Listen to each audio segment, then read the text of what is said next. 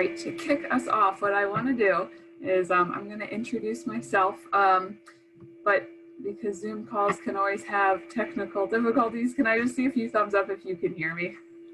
Okay, great. It's never fun to talk for 15 minutes and realizing people are being polite but not learning anything.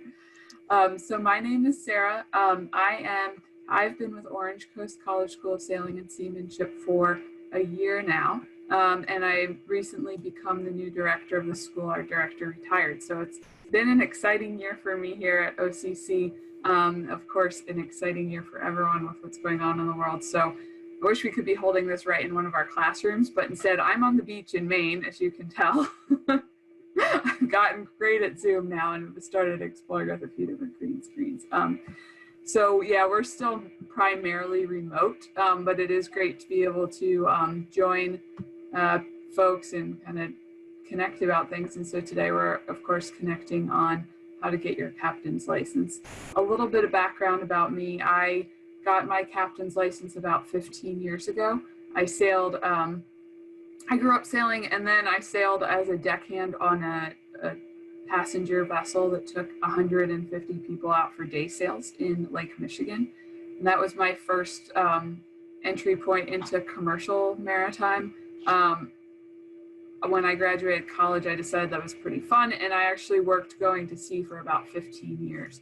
And so in that time, I sailed, I crossed the Atlantic 3 times, and I've sailed in the North and South Pacific as well.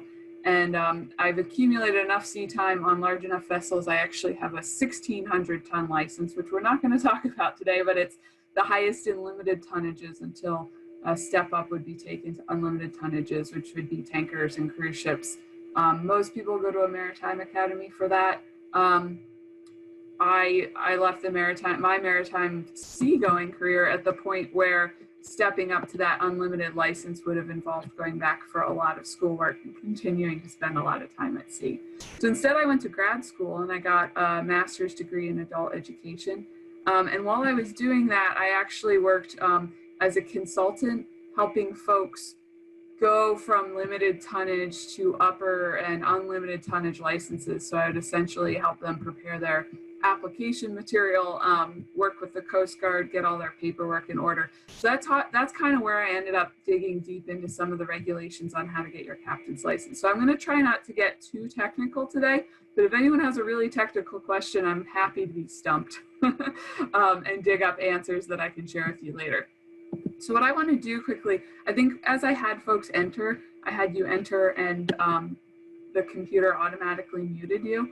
But and that's really just to keep us organized. You're welcome to unmute if you have a question and just speak up, or use the chat box, which we're going to just practice with so I can make sure everyone has access to it. Sometimes that's easier than unmuting and talking.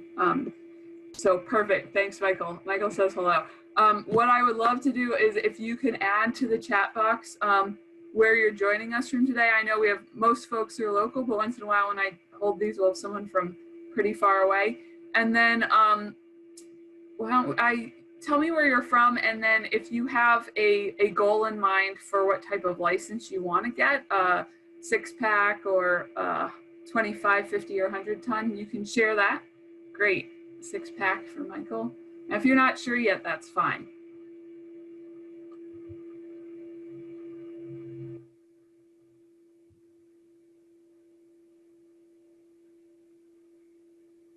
Gordon Cronin on Mars, 6-pack. Great, thanks, Gordon. Greg, all right. This is really helpful to see. 25-ton, Erwin. LA, great, from Hawaii, awesome. Seal Beach, 6-pack.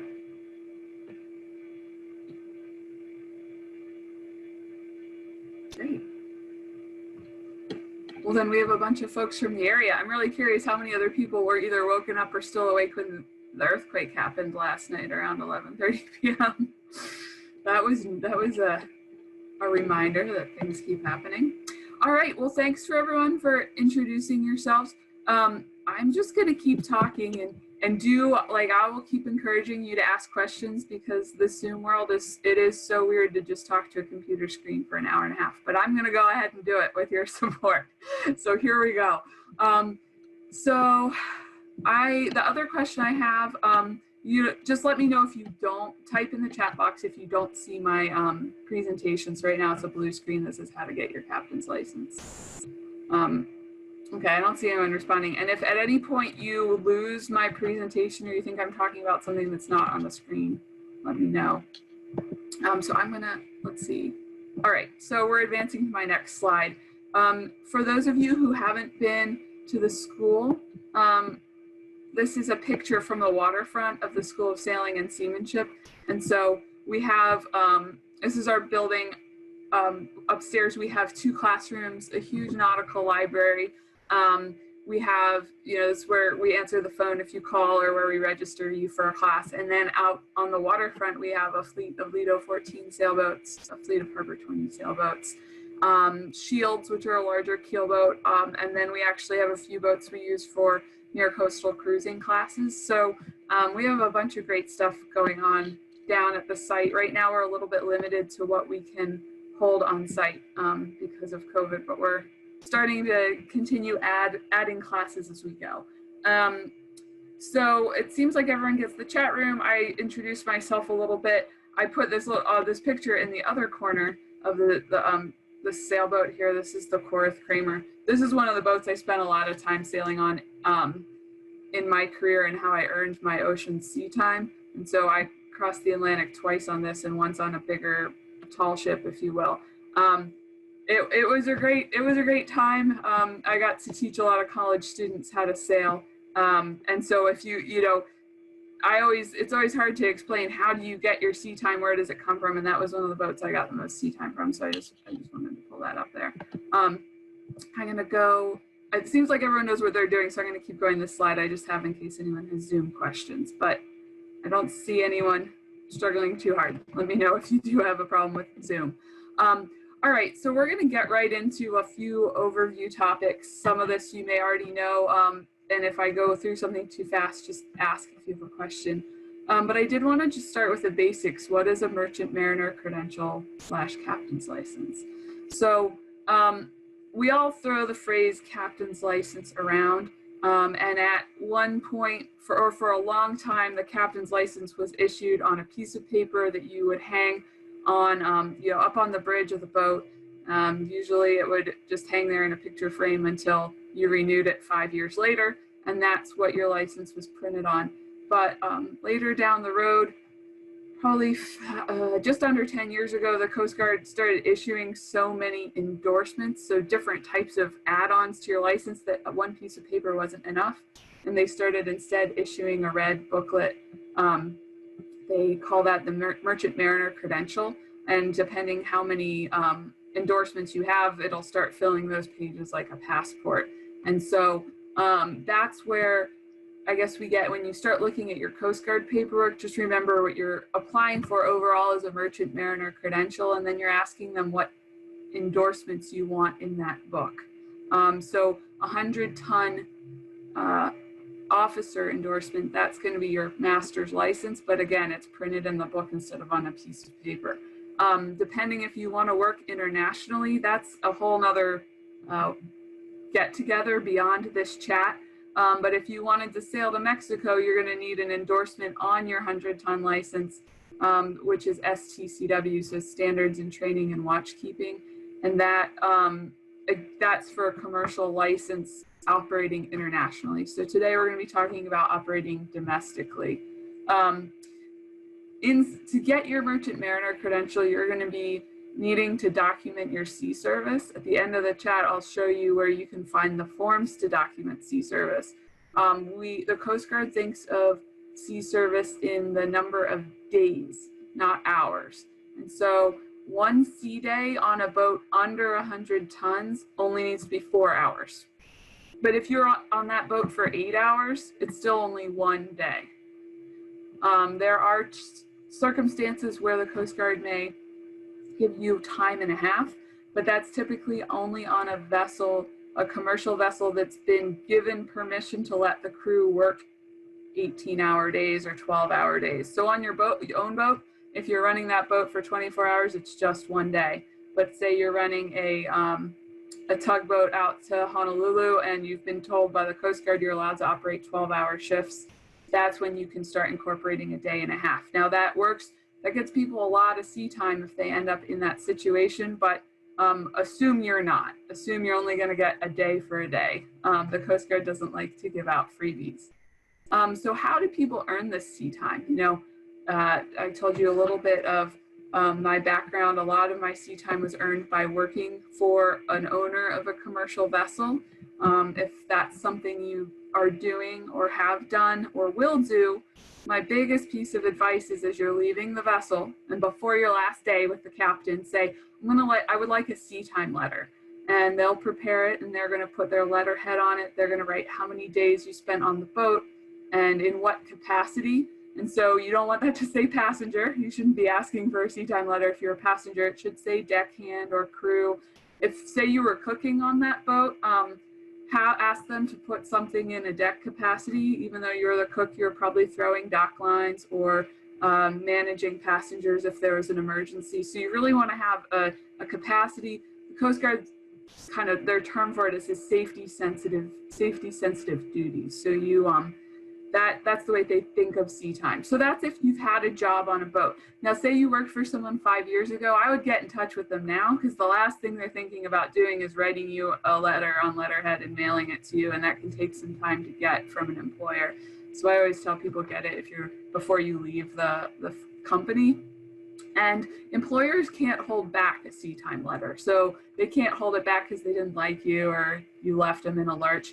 But that said, they can kind of sneak away on you. So it's always good to grab those letters. Now, for folks you own your own boat, or you have friends or family, or you live locally to a lot of boats and you've been, for some way or another, just getting out on the water for a long time, but not in a work capacity, you can still claim sea service. And so then you use a form called the Small Vessel Sea Service Form. We'll take a look at that. But essentially the owner of the boat is going to sign to say that you were on the boat for 4 hours or more. If it's your own boat, then you'll be signing yourself, but the Coast Guard's going to ask for proof that you own the boat, usually a title or bill of sale, registration, some type of legal document to show you own the boat. For a lot of people, that's the easiest way to get sea time. You just go out on your boat more. And for a lot of us, we spent years of our life on your boat. You may not have been documenting that. What I always recommend people do is just go back and look at your calendar and estimate which days you were on the water that year. You probably guess you were mainly out on weekends. You took a week off in August, whatever. Just add that up. They aren't going to audit you that closely in that regard.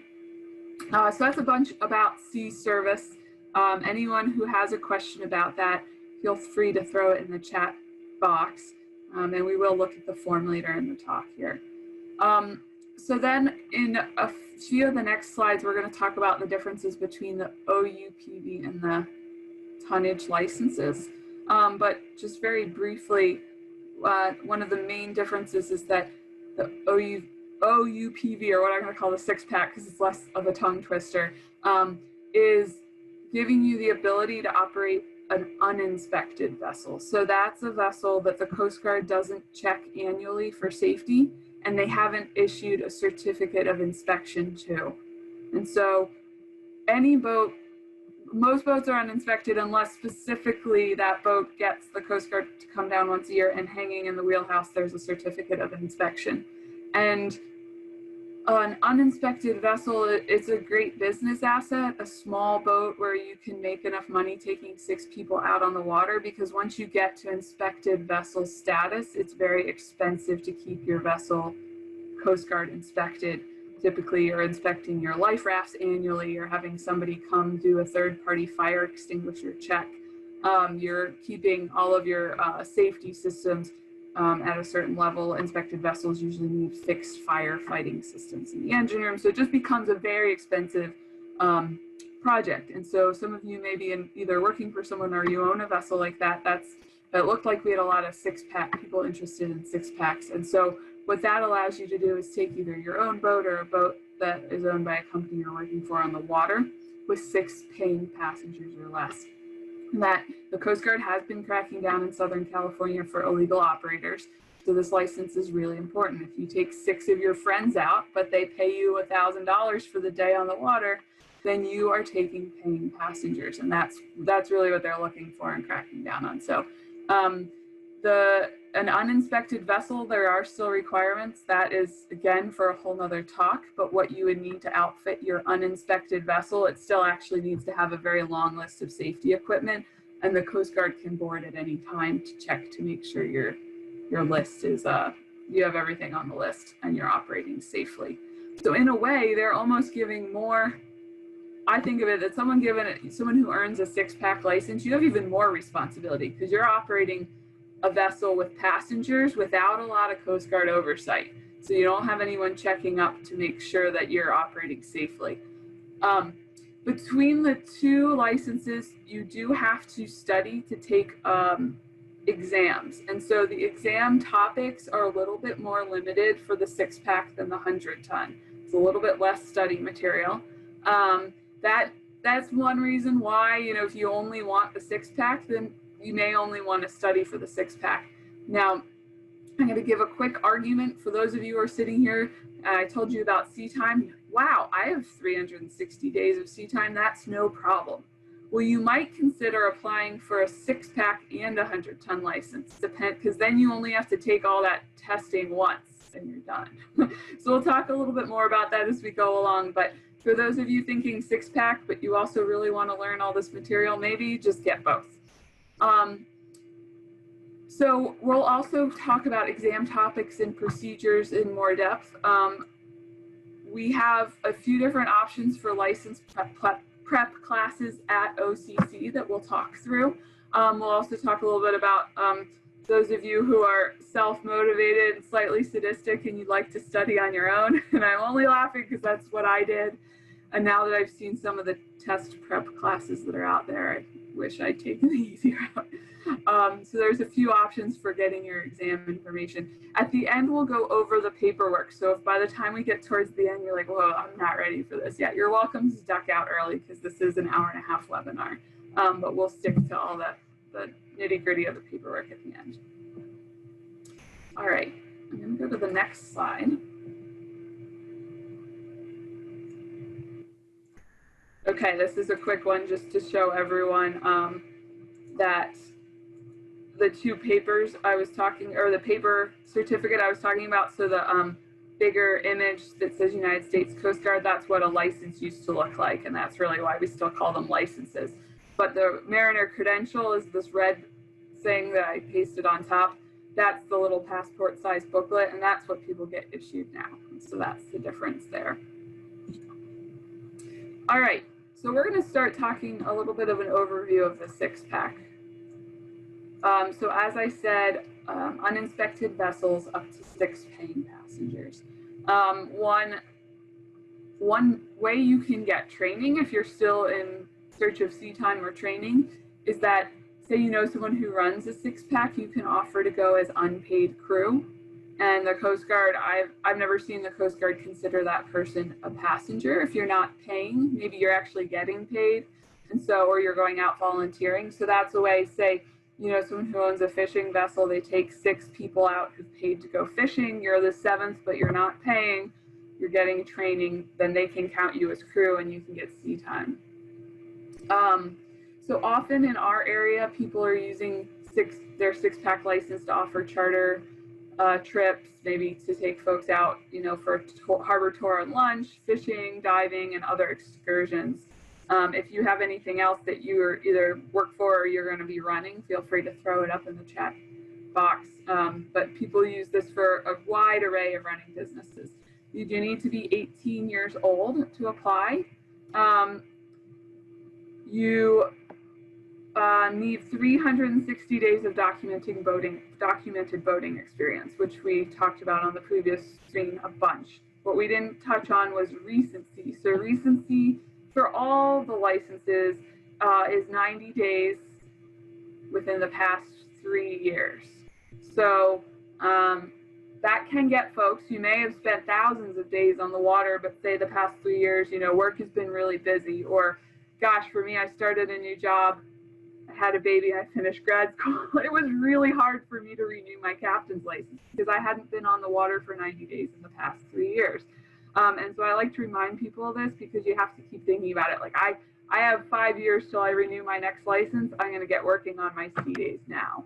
So that's something to look at. You do need to pass a physical and a drug test. And this is for all the licenses, so we'll talk about it in more detail now. The physical is a 10-page physical that includes a test for color blindness. And I like to just be really blunt about that because there's really not a way around it. I have a buddy who went to Maritime Academy and learned he was colorblind in his first year there, and he graduated as an engineer, couldn't get his master's license. And that's a bummer, but at least you know up front, and there's a lot of routes to go. But so that does happen in the physical, and that really has to do with the Coast Guard's assessment of being able to see red and green buoys on the water, and probably a variety of other things. And then there's also a hearing test. Now, for vision and hearing, if you're corrected to their acceptable value, you're fine. So like I go in to take my physical, I bring my glasses, and we're good to go. But the physical is pretty long. I recommend to people there's a occupational health clinic in Long Beach called Concentra. It's a chain, and they see a lot of the local merchant mariners. They know how to fill the form out. And so this is the kind of form where you want to go to a place where they'll do it quickly and just get through it. So I always tell people to go there. And you'll also need a drug test. If you're working for a marine employer and you're in a safety sensitive position, you're probably already in a random drug testing pool, then your employer can write you a letter saying that you're in a pool. But if you haven't been drug tested for work, you'll need to go get one, and you're going to want to make sure that it's a Coast Guard approved drug test. So also the facility in Long Beach does Coast Guard approved drug tests. Then you're going to need a TWIC card. So a TWIC card is actually very recently the Homeland Security made it equal to a what's the card that you get through a pre-check card. It's the same background check. It's actually the same company that prints it, and now you can use your TWIC card in place of a pre-check card. So what this really does is it uses the third party contractor that does the pre-check and TWIC card, then provides this background check to the Coast Guard. So they used to run the background check on their own. It's a lot cheaper for them to do this. You need to get a TWIC card when you get your first license. After that, you don't need to renew the TWIC card if you're not using it for work. It's about $125. It takes 1 to 2 weeks depending on their backup. I'm not sure what their backup looks like right now with COVID, but I do know that they're continuing to process them.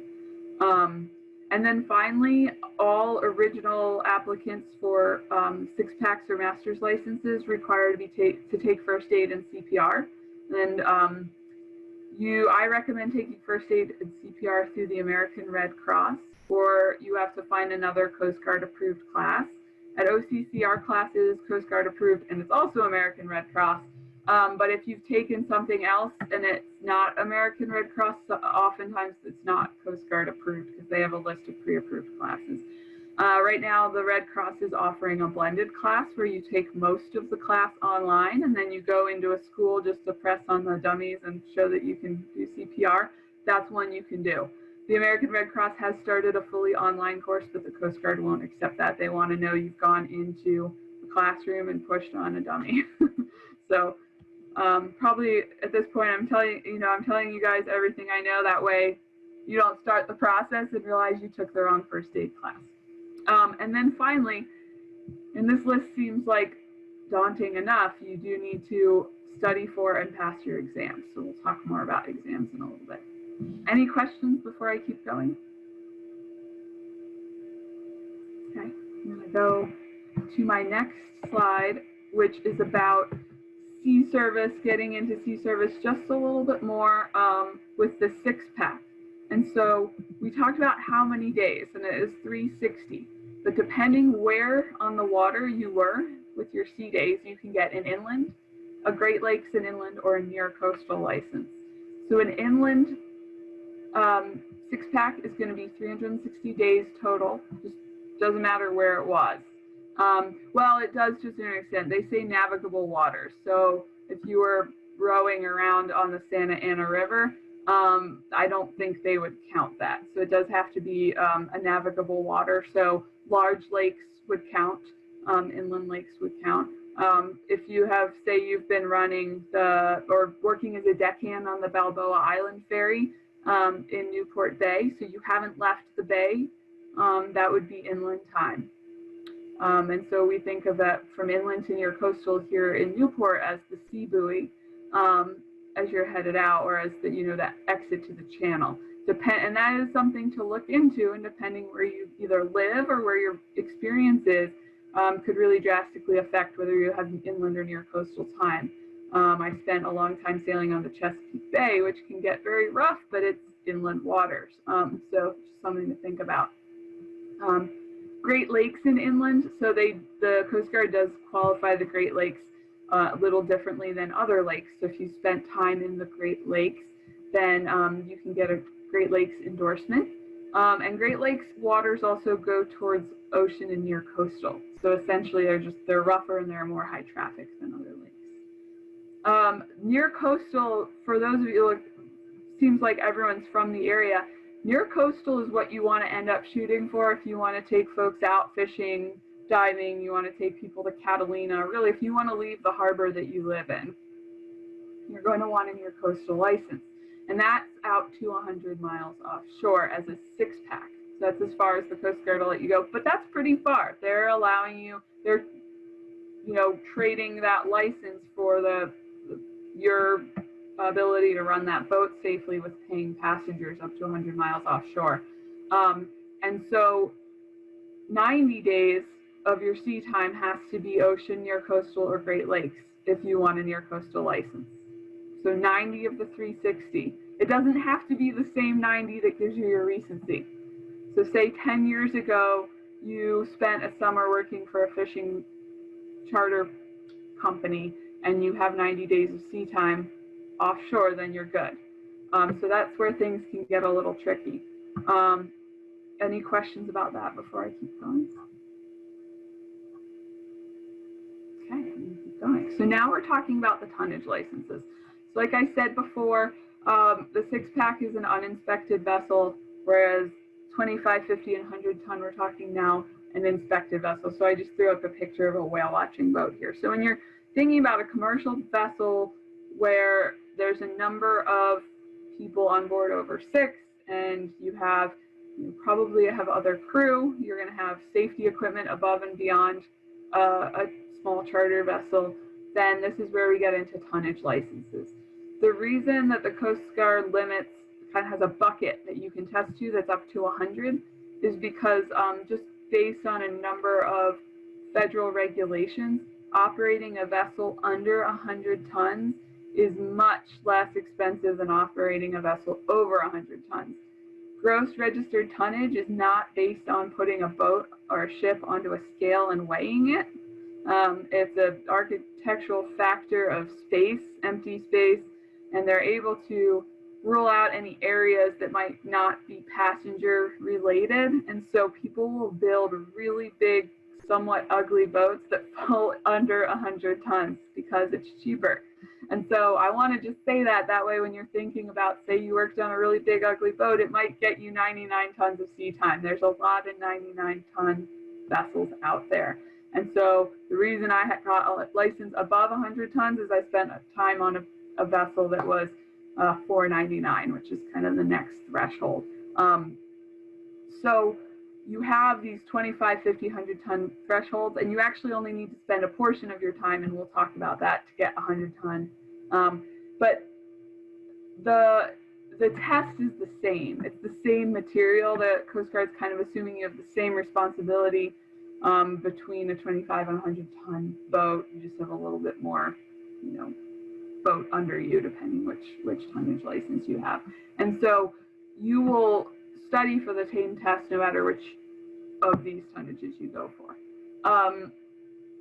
Let's see. So the operating area for an inland license is shoreward of the boundary line. And so the boundary line is going to really depend on your harbor. You're going to want to look into that so you really know that you're not studying for an inland license and realize to do any of the work you want to do, you need your coastal license.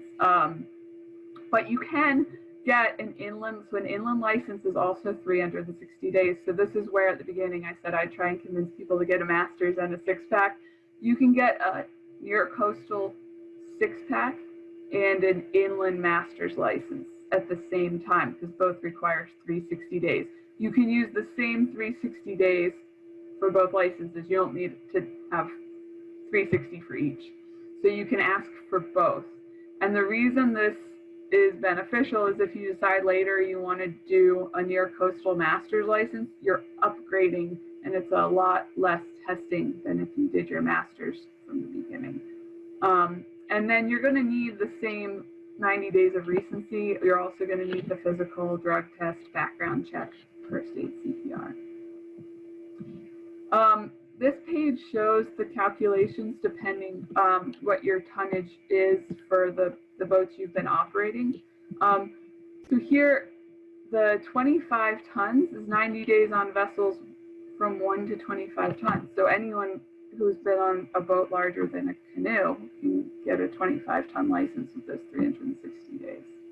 Then when you get to 50 and 100, that is, you know, you're beginning to get beyond the scale of your own boat, potentially, but maybe not. I know a lot of folks who've worked on private vessels as crew on yachts, and they're easily able to get a 100-ton license, sometimes even larger, because a private yacht there isn't going to be the same restriction to 99 tons or under, because they're not operating commercially. So I'm going to keep going because this gets really into the weeds here, but this is something you're welcome to email me about later if you've put your sea time together and you want to figure out which tonnage you can go for. So then we get to the near coastal license. And so this is going to require, this is the near coastal mate. Okay, so this is one more thing you can get at 360 days, is a near coastal mate. And so this can be a step up to the master near coastal. So if you know that's something you want for your career or your area of interest, you can get a mate's license. That's something that's really going to come into play for only a handful of boats that are required by the Coast Guard to have a documented mate as well as master. So there are a few out there in this area, but it's probably not as common as the 6-pack or the 100-ton master. So now we're getting into the master near coastal. Now we've doubled the amount of experience required. It's 720 days for masters near coastal. And so that is something that you can either wait until you have that much sea time. Some of you may already have plenty and you can go right for the master near coastal. But for a lot of folks, what you would actually do is get your inland masters 6-pack, and then you would apply to upgrade once you had more time and experience. Now, the difference between a 6-pack near coastal and a master near coastal, 6-pack is limited to up to 100 miles offshore, where a master's is limited to 200 miles offshore. All right. And then here's calculations for tonnage. All right, now we're going to get into a few of the additional endorsements. So if you are looking to be licensed to operate a sailboat, you are going to need an endorsement for auxiliary sail. And so that is going to be a portion of the overall amount of time. So for inland, where you need 360 days for the license, you need half that on sailboats, 180 days on sailboats. For a lot of sailors, it's, you know, you've all your time's on sailboats anyway, so it isn't a big deal. But for folks who are power and sailboat operators, you may need to get out for a few more days on the sailboat. And then near coastal is 360 days. And then there's a 20-question exam. And for non-sailors, this is spending some time cramming. For sailors, I still recommend studying, because some of the probably all of the Coast Guard questions were written by people who don't sail. And so they're just a little tricky. I've seen a few people go in and sit for the sail test without studying, and usually this test you need a 70% to pass, and usually people are cutting it pretty close, just because the Coast Guard doesn't, don't phrase any of their questions all that easily. And so, for instance, here the boom is prevented from accidentally driving by using the preventer. All right, but then, like, for instance, the last two answers there were like, you know, classic sail rig type stuff. They might still ask something about that. They might expect that you have square rig experience. So it's just a weird collection of questions they have. And then the other endorsement that's common is assistance towing. And so this is qualifying to do tow work as an tow assistance vessel, such as Towboat US. So this isn't to drive like a large tow or tug, you know, in Long Beach, for instance. That is a whole different type of commercial license. But this is what someone would need an employee to have if they were working for Towboat US or CTOW. Also a 20-question exam, also an exam that I recommend doing a little pre-studying for. Both of these, if you think you want them, you should study for and test for them at the same time you do your six-pack or masters, because every time you apply to the Coast Guard, they charge you an application and an issuance fee. So if you decide you want to add assistance towing, it's going to cost you a couple $100 just in application fees, unless you take it at the same time. All right, so a little bit more about the exams. And so the exams were the original spirit of the exams was that you studied and you learned a lot of this on the job. You were ready to go in, and eventually you would go to a Coast Guard regional exam center, and they're in most major ports around the U.S. And you would go and tell them what you had applied for, and they would give you your exams. You would hopefully pass them. You have 3 tries. And then when you pass them all, the officer who ran the exam center would print out your license, shake your hand, tell you not to run anyone over on the water, and off you go.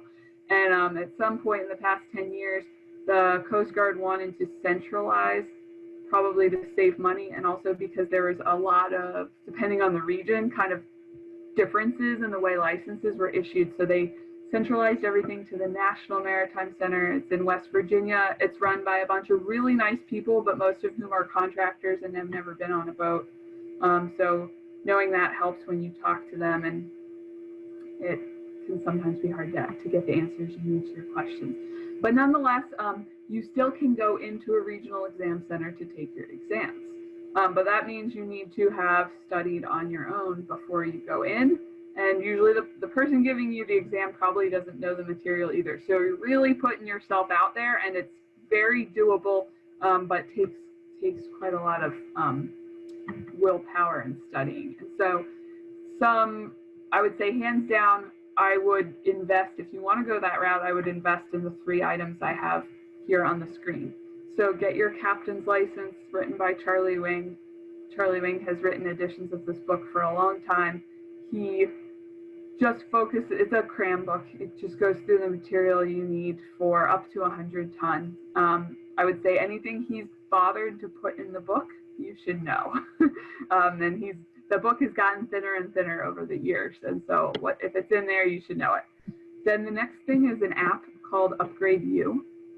This app is actually written more for folks who had gotten their first license and were going to upgrade to the next level license. But you could quiz yourself over and over. They have all the Coast Guard questions in there. They have all of the resources you might want to look at that would usually be in book form as a PDF. So they have the tide tables, tile current. They have the light list. So all these things that you may say, oh, I need to get that book. If you are proficient with using your laptop to read PDFs, then it's all within this app, which is very handy. So I think it's a $15 to $30 app, but the resources contained in it are definitely worth the price. It is only available for an iPhone or iPad. And then the last thing is the Rules of the Road. This is either free as a PDF online, or you can buy it. We have it at our bookstore, and it's about $10. This is the Coast Guard's publication for the Rules of the Road. You do need to pass a 50-question Rules of the Road exam as part of your exams. You need to get a 90% on that. And the Coast Guard is wording for all of the questions, to be honest, I think really requires that you actually read the book. That is the spirit of the exam. You can probably get away if you're really great at studying with flashcards and quizzes, but if you don't read the book, you're really doing yourself a disservice as a captain. So if you're still at the end of my discussion thinking you might want to get your license, I'd say go out and buy that book. So, you know, saying all that and saying you can go in and take the exams at the Regional Exam Center, what's become a lot more common in the past few decades is taking an exam prep course. And so the Coast Guard has allowed approved schools to teach the material and then offer the exams. Schools are still, the exams they offer are still the Coast Guard's questions, but most schools have done a good job of weeding out the questions that students continue to struggle with, which means taking an exam prep course means you're probably going to get, I don't want to use the word easier for an exam, but the Coast Guard in their exam bank, I mean, they truly have some terrible questions. And so that's one reason people will come in and take an exam prep course, is because you're going to be more likely to see material on your exam that your instructor taught you in class. The other reason that folks are moving more and more to a prep class is that the Coast Guard hasn't really updated what they're testing you on. So even though the maritime world has moved into a pretty digital world, the exams are not. So you're charting, you're chart plotting on paper charts. You're using the light lists. You're looking up in the Code of Federal Regulations. You're looking up laws. So you're doing things that you may not have done in a long time in terms of using reference material. And then again, chart plotting. There's a lot of folks out on the water and have a philosophical argument as to whether you can be a competent mariner without chart plotting, but there's many people on the water now who are relying on electronic navigation. And I like to hop on my soapbox and say you are not going to pass these exams if you don't spend a lot of time with some paper charts before you come in to take your exams. We do have a class called Coastal Navigation that's not a Coast Guard class, but goes through kind of from the beginning paper plotting, and it's taught by a captain who works for us who went to Cal Maritime, who has also taught the captain's license class. And I recommend it for folks who have, I'm talking about paper charts right now, and you're like, right, I forgot about that. Coastal Nav is a good primer before heading towards your captain's license. And I actually think I think our class just started, but, you know, so it'd be time to start looking into when the next class is coming up if you're thinking about that. Typically, classes will provide you with all the materials you need, so you don't need to hunt them down. So given all that, we offered a class in person at OCC for a very long time, and we hope to again in the near future. The class is about 80 hours for your 100-ton license. And so right now, Orange Coast College isn't interested in putting a group of people inside a classroom for 80 hours and hoping everyone comes out still healthy, which is fine with me directing the school. I'm going to wait on that a little bit. But we still want to have a plan for people who want to get their license now. So we've partnered with a program called U.S. Captains Training, and they're an online program. They use videos and online quizzes and online readings for you to self-study, and they have two formats. One is completely self-led at your own pace, and the other one includes virtual classroom time, just like this, with an instructor, so they can help you get through the material. So for some people, that might be a great option, and you can sign up for that at any point, and we offer exams once per month. If that's not something you're interested in, but you do want to move forward, I recommend sending me an email later on to go on our list for when we start in-person classes again. There are classes offered, you know, other areas of Southern California in person now, so you could get started now. But if you want to learn with us, for the moment, we're doing online. Any questions before I keep going? Okay. So now, in case I'm trying to make the exam sound really scary, so because I think the reason being is that you only have 3 tries to take them. It's expensive to take your exams. You may as well get them right the first time if you can. So here's just a long list of all the topics between the different exam modules that that you may see. And so, you know, take a quick look here.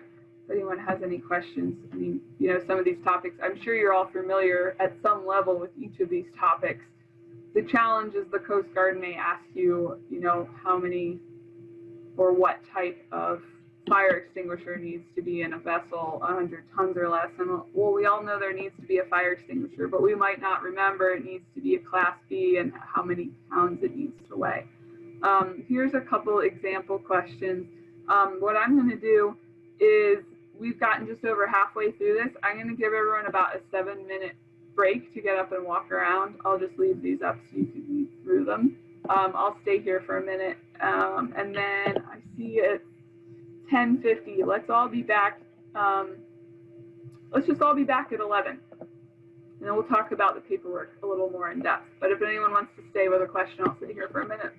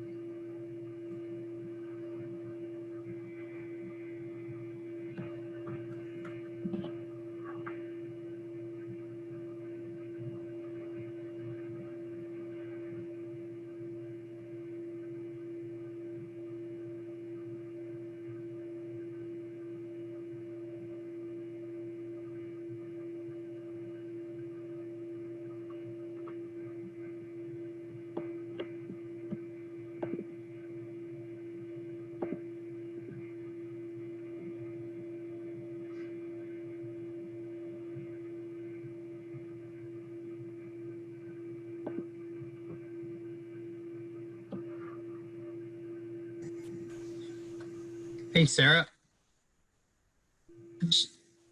I just downloaded the Upgrade You. Just want to make sure it's the same one. Is that the right one?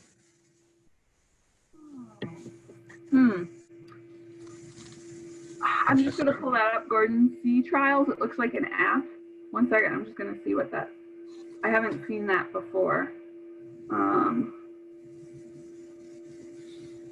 Okay, so that's maybe not the same one. Oh, I can't hear you. You can hear me. What?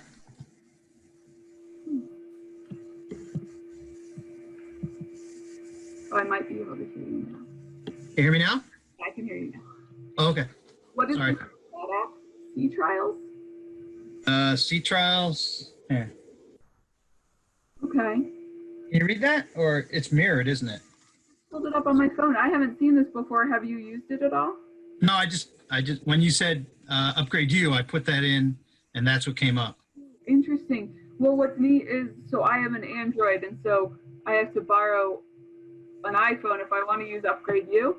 So this is neat because it looks like it's an Android app. So I don't know anything about it, but you know, the thing is for a long time the test question bank was free, and people would grab it and make all sorts of products. And recently, the Coast Guard took it out of public domain. Okay. So it's probably this app provider bought that test bank from someone else. So it's probably worth it. It's all on how well they design the app. Right. It doesn't have a lot of people, only 1,000 downloads, so. Gotcha. So you might be helping them make it better. Yeah, right. Maybe it's new too. It's got 3.6 stars, so who knows? There was one other that I had used. It was by a company called Mintaka. But actually, I don't know if it had a really good rules of the road study. Okay. That's another one, but it may have been on an Apple. Okay. My son has an Apple, so I can borrow it if I want to. Yeah, I think essentially finding something that works for you. I mean, as long as they say they have official U.S. Coast Guard test questions. Okay. Okay.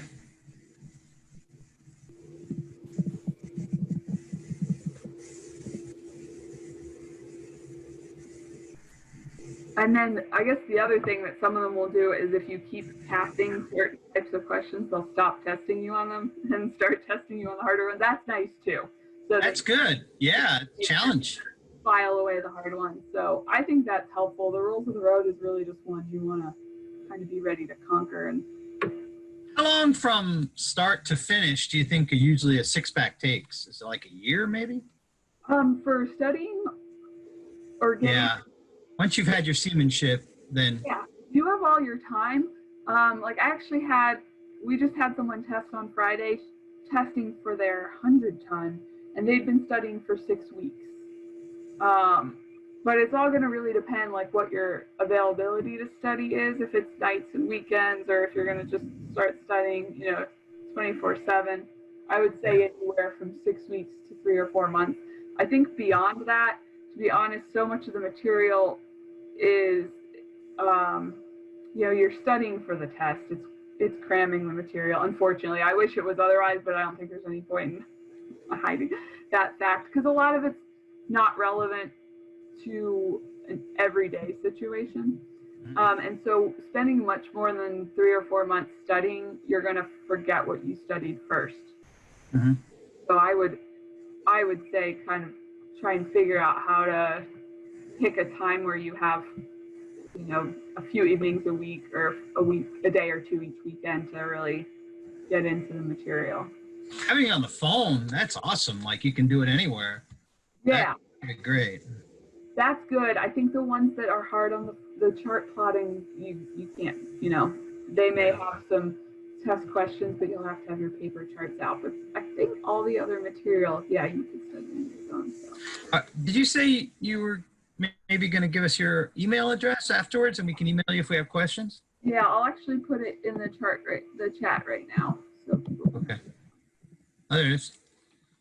Yeah, what I just tell people is just as they come up, send me your question because I can quickly answer it. And then actually, I have Kara, who is in the call today, and if I don't know if Kara's on now, but whenever I am. Good morning. Kara, when everyone's back, I'm going to introduce Kara because I'm actually going to, depending how Kara feels, Kara's coordinating our online program, and I'm going to, if you'll share your email address, Kara, people can ask you questions too. And so you'll have a few resources at the school going. All right, I'll be back in 2 minutes.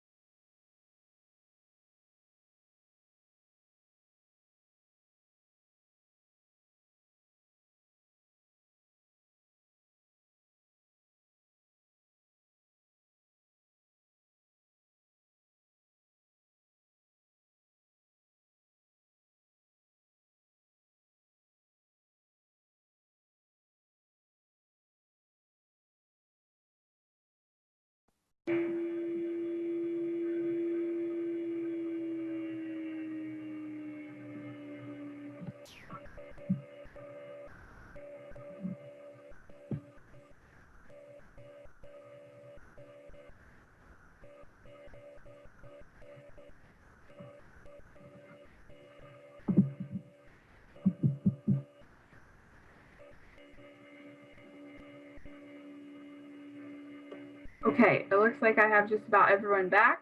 I just put, let's see, did I? I'm gonna put my email in the chat here right now. You're welcome to write that down. And then I also, before we move into paperwork, I want to introduce Kara Houston, who is, there she is. Hi, Kara. And Kara's email's in the chat as well. So Kara works with us at OCC, and she is coordinating our captain's license courses, and which we had talked about earlier are all online. And we actually just had our first student, we started this a month and a half ago or so, who completed her studying and came in to take her exams yesterday.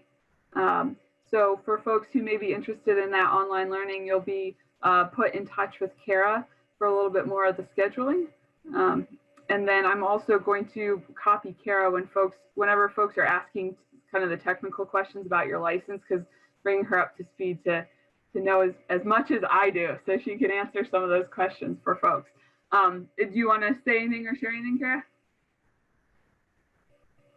Oh, you're muted.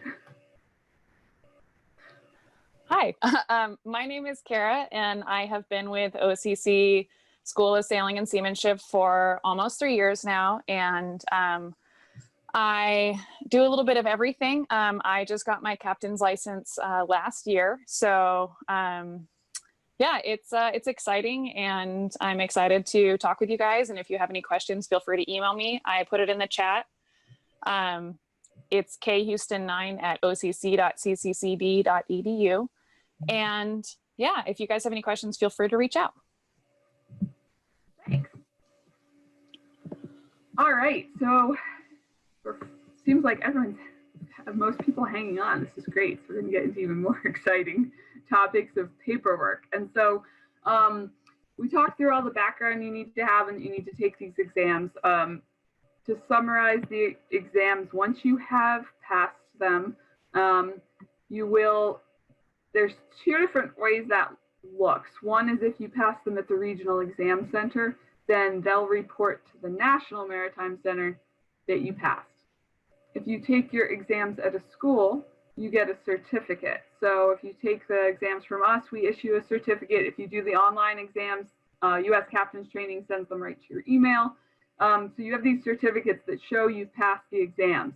The last step is to take those certificates and all this other paperwork that I've listed here and mail it to the Coast Guard. And they're going to assess all of your credentials and give you the red book.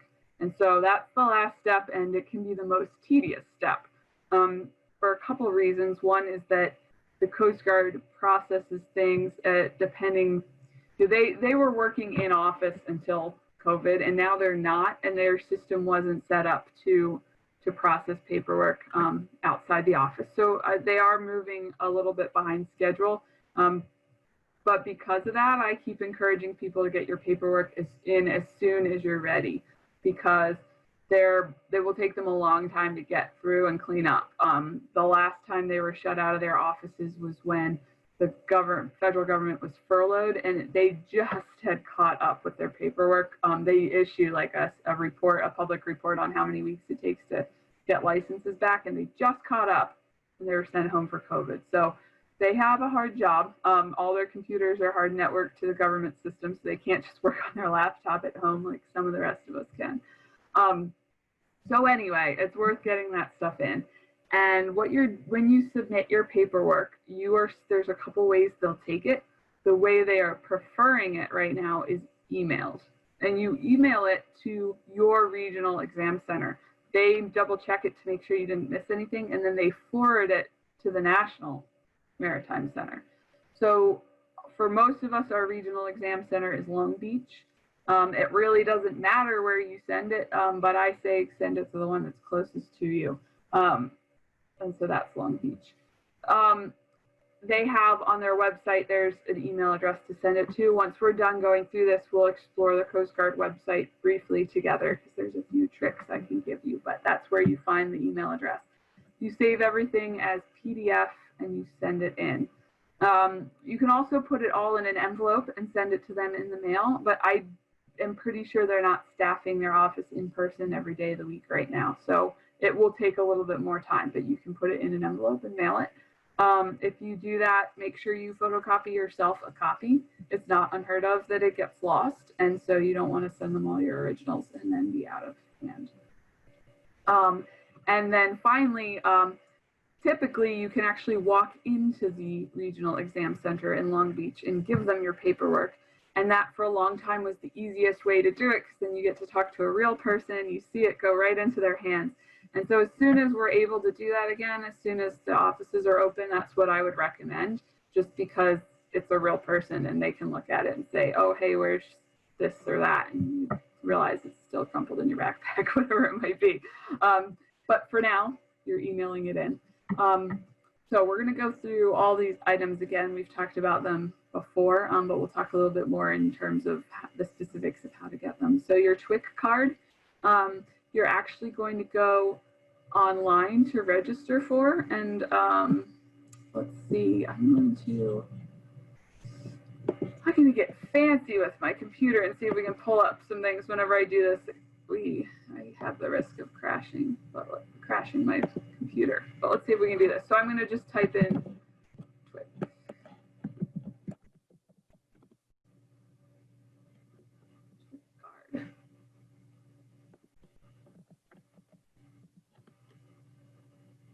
All right, so here we go.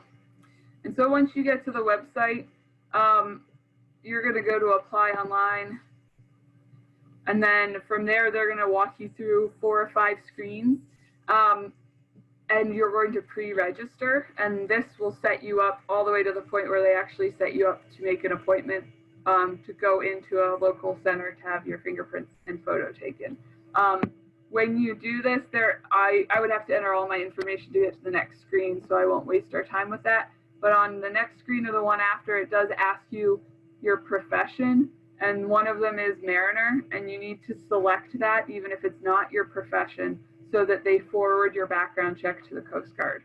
So just something to remember. Otherwise, I don't know where it goes, but it doesn't get to the Coast Guard. So that's just a little bit about your TWIC cards. That's something you could start now. It's good for 5 years. So if you know you're going to get your license in the next 5 years, go for it. If you're not sure, then I would wait. The next thing is your application form. And so now we'll start exploring the National Maritime Center website. And so you type into your search box, National Maritime Center, it will come up. I recommend doing that, or you can remember their website, which is dco.uscg.mil/NMC/contact. So that's why I use my search bar. But the National Maritime Center, and this is where all of our paperwork can be found. And so over here on the left side, and the website presents very differently on your phone, so you're welcome to use your phone, but if you're not able to find some of the things I'm showing you, then go on a big screen. So over here in the blue boxes, there's a tab for forms. So all the forms we talk about are going to be on here. So over here, the first form is the application for Merchant Mariner Credential. And so you'll need to fill this out and send it in with all your paperwork. The first two pages tell you how to fill it out. You don't need to send those back if you don't want to. Then the third page is personal information. The important box to talk about is at the bottom. It's what you're requesting. And so if you're going for a 6-pack, it's going to be an original. Renewal you're not doing until it's going to expire and you ask to renew. And duplicate is if you lose it. So you're looking for your original and you're looking for officer. So a qualified rating would be like an able seaman or another deck department. STCW is the international, which I said is a whole nother scope beyond what we're talking about here.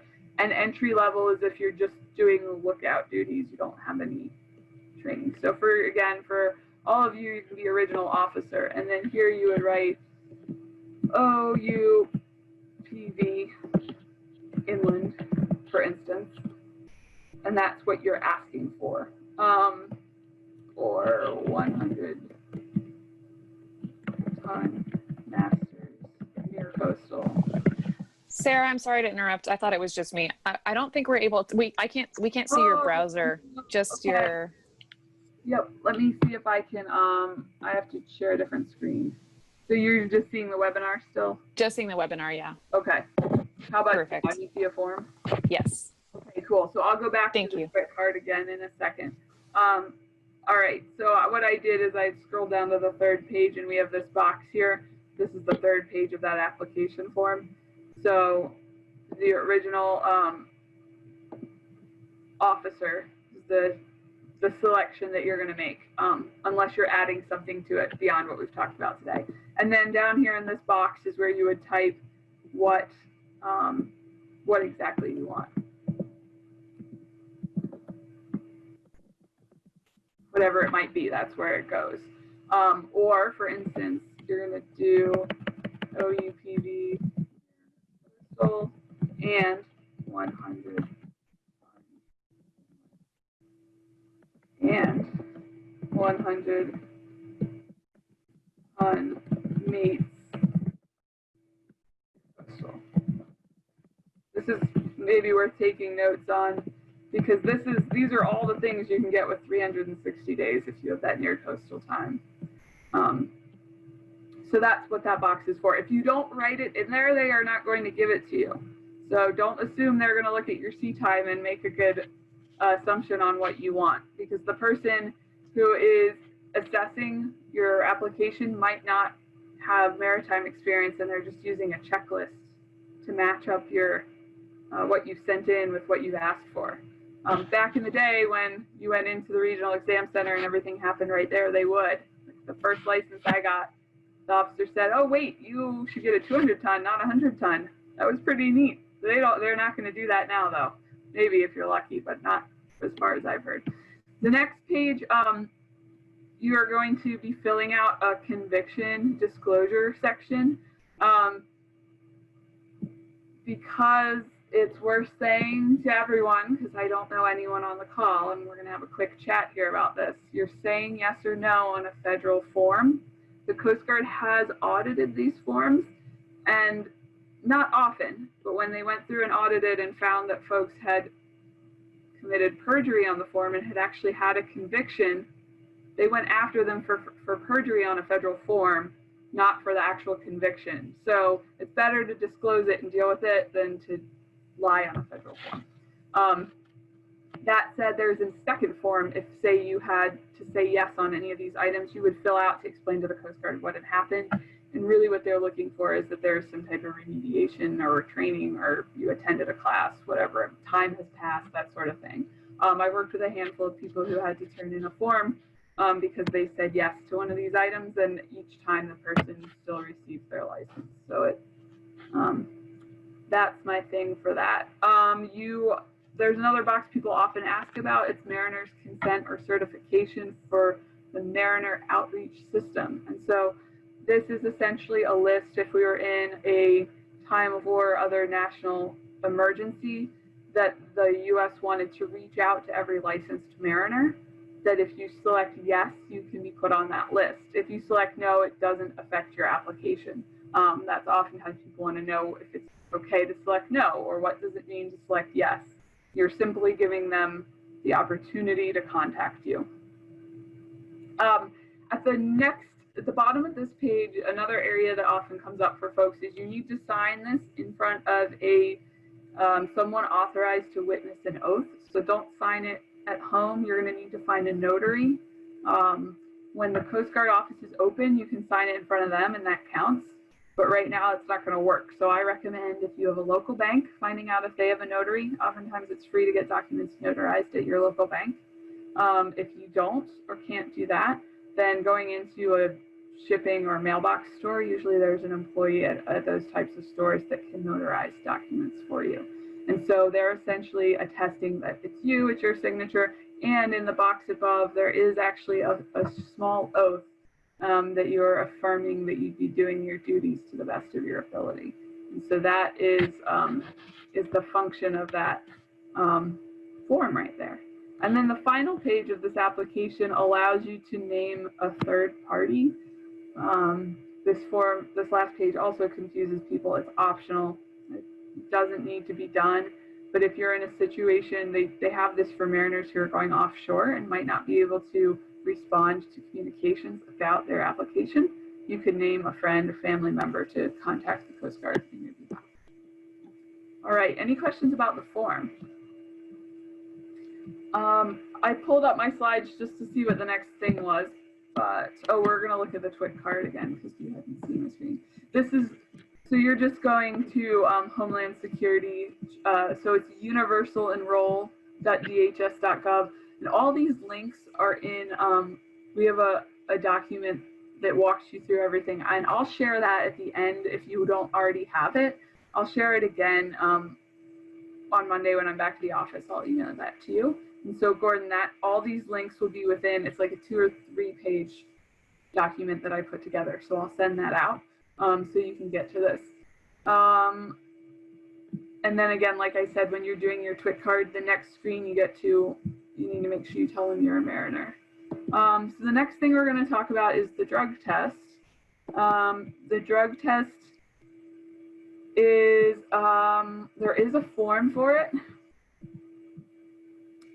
Let's see, Kara, are we still looking at my browser?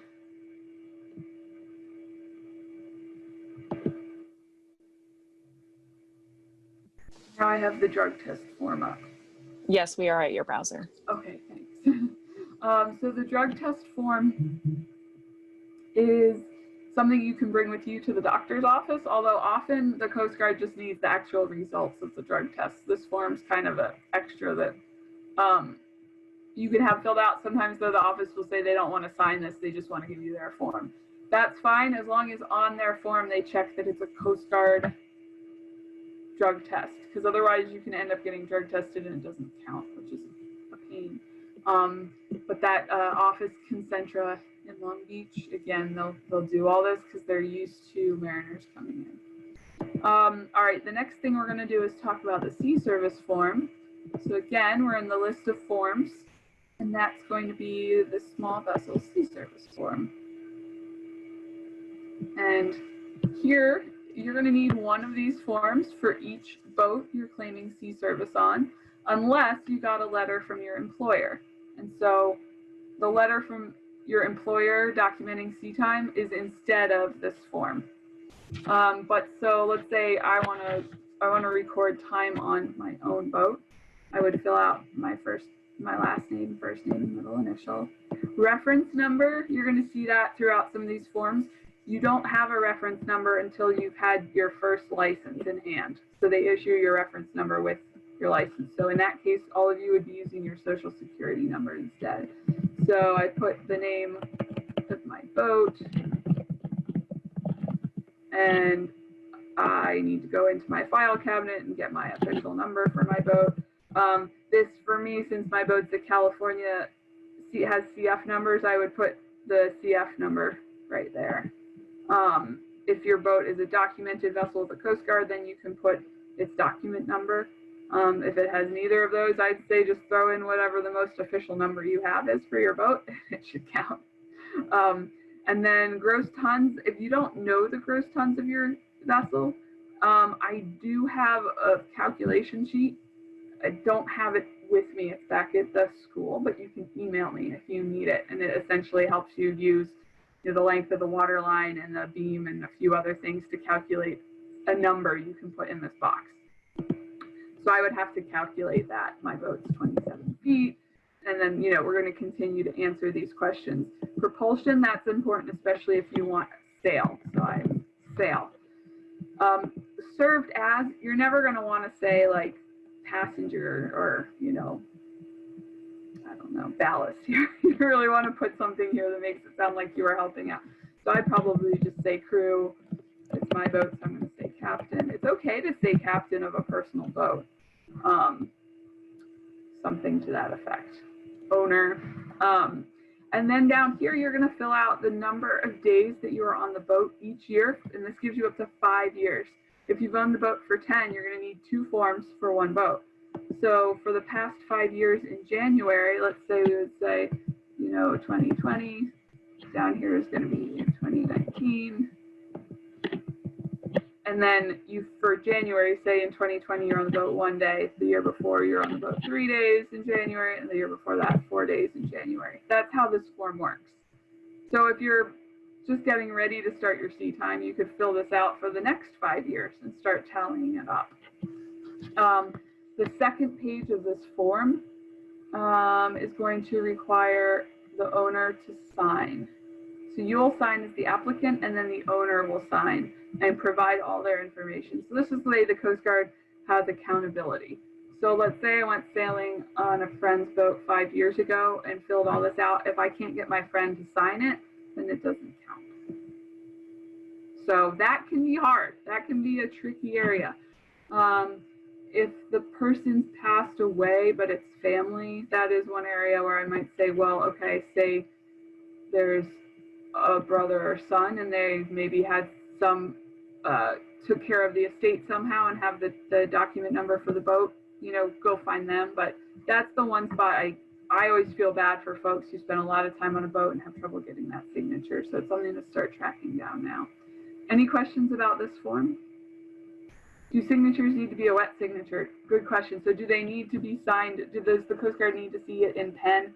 At this point, because the Coast Guard's taking digital documents through email, nothing has to be original anymore. You should have the original for yourself in your files. I recommend that. And so what I would recommend, if you put all this in an envelope, instead of emailing it, email them the photocopy and keep the originals for yourself. That's a great question. All right, so we've talked about sea service. The next thing we're going to talk about is the medical form. We have about 10 more minutes, so I'll try and we'll be able to get through all this well. The medical form is also on here, application for medical. Oh, I clicked on the wrong one, but that's great examples. There's two. There's the medical certificate and then medical certificate for entry-level ratings. Don't use that one. It's shorter and it's only for folks doing lookout on big ships. It's kind of an easier form, but they're not operating a vessel. So you don't want that one. You'll have to go back and redo it. So I'm not going to go through each page of this because this is a 10-page document. I'm just going to show you the areas that people most commonly have errors. This form, on all 10 pages, the doctor needs to initial and date. I just tell people you're paying for this physical, don't walk out the door till they've put their initial on it, because that's essentially what you're paying for. And it's really frustrating when someone at the Coast Guard sends it back because it's missing an initial. So that's on every page. When you put your information in, they're going to ask what endorsement you're looking for. You're going for deck. This section's a little bit confusing as well, but that's what the captain's license falls under, is the deck department. Then anywhere where they ask for an answer, you don't have the option of leaving it blank. You have to say yes or no, and they will send it back. I had someone who went months because they didn't say yes or no to the vision. So the Coast Guard's like, well, do you have a vision problem or not? They're not assuming you don't because you leave it empty. So what happens is they send the form back usually by mail. So it takes the time it takes to come in the mail, and then you have to correct it, and you have to get it back to them. Then they have a 10-day processing window. So basically missing it, putting an X in one box can cost you a month on getting your license. Anything that you check on the previous page, say I selected, yes, I have vision issues, I need to then have the doctor acknowledge that in the box on this page. So that's another thing. Don't check yes on something that you're not able to have your doctor say. I mean, you don't want to commit perjury on the form, but if you broke your leg when you were 7 and you don't have a doctor to write anything about it, I don't know, it doesn't matter. That's for you to just think about. But just know that this form is one of the bigger pains for most mariners applying. So just gonna, I would say again, just look it over before you send it in. This page 8, lists all these tasks that the doctor is supposed to assess you on. I've never had any doctor actually assess me if I can, lift, pull, push, carry a load. Usually they're like, oh, you're like healthier than most people that come in here, and they check it off. But either be prepared for that or know that going to an occupational health clinic, they're just more likely to sign it because that's what they do. You go to your regular doctor and oftentimes they're like, I don't know you well enough. I can't do this. And so now you've wasted their time and your time. So just something to think about with that form. So let's see, we're gonna move down my list again. The next thing on my list, I don't know if you see my PowerPoint, but it's having your course certificate. So you're gonna mail your course certificate to the Coast Guard unless you've decided you're self-studying and going to the exam center. And when you do that with a course certificate, instead of having a course certificate, you just take your exams there. So the next thing's first aid and CPR. There's no form or anything for that. You just need to submit your certificate from your class. If you do an online Coast Guard or an online Red Cross class with the in-person, they'll email you a certificate that you can use. And then the last thing is, I'm gonna go back to my PowerPoint, one moment.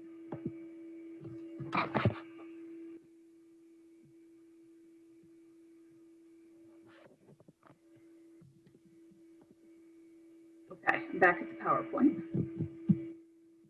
And the last item that you're sending to the Coast Guard is you do have to pay fees to the Coast Guard. It's 100, 125 or so for your application. And then there's a cost if you take your exams with the Coast Guard. You don't need to pay that if you've taken a class elsewhere. And then you're going to pay about $45 for them to issue it. So it's not a subsidized program by taxes. We're paying for the process that the paperwork goes through. And you pay that on a website called pay.gov. And I have that linked in my document I'll send out as well. And then once you get on pay.gov, it says what kind of fees do you want to pay. You say Mariner fees and you fill out the form. You get a receipt and you send the receipt to the Coast Guard. So it's a very federal government way of collecting money. It works, but that's how you do it. So all those things go together. You can either attach them all as individual files, send them to the Coast Guard in a few emails, or what I've seen work well for people is print it all out, take that stack of paper, scan it back in, and then you have one big document you can send to the Coast Guard. Because I like to put the weight on it, took almost half my presentation just to tell you how to fill out the paperwork. That really is kind of the way it goes. I think, this is new times. In the past when we've done in-person classes, we've helped folks with paperwork in person. But if we get a handful of people headed through our online class, we'll probably just host another Zoom like this where it'd be more like a workshop and you can come ask questions about paperwork. So we're definitely here for our students to make sure that even though you end up with your course certificate, we actually want you to get your paperwork in and have a license so you can go out and operate boats.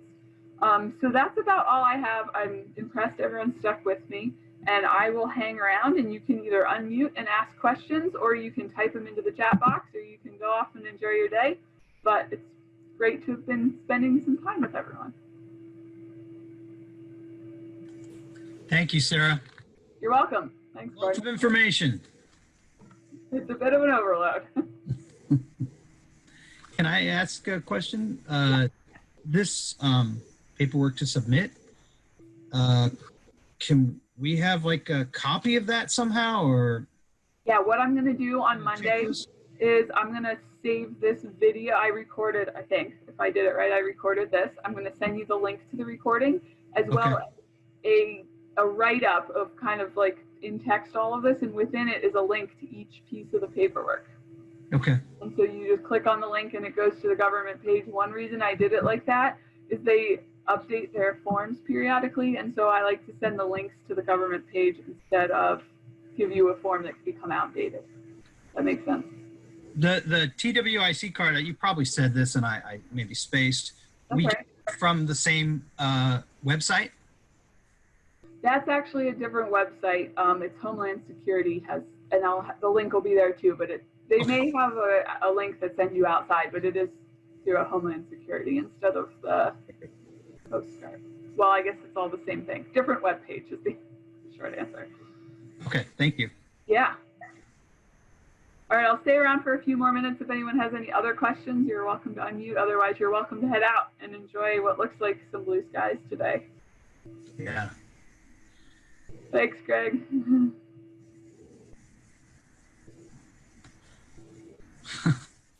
All right, I'm gonna head out then too, since there's no other questions. You said Monday you're going to send out the. Yeah, I'll send it out Monday because I'll be back at my work computer. I'm a little more functional. Thank you so much. Have a great day. Take care. Bye, everyone. Be safe.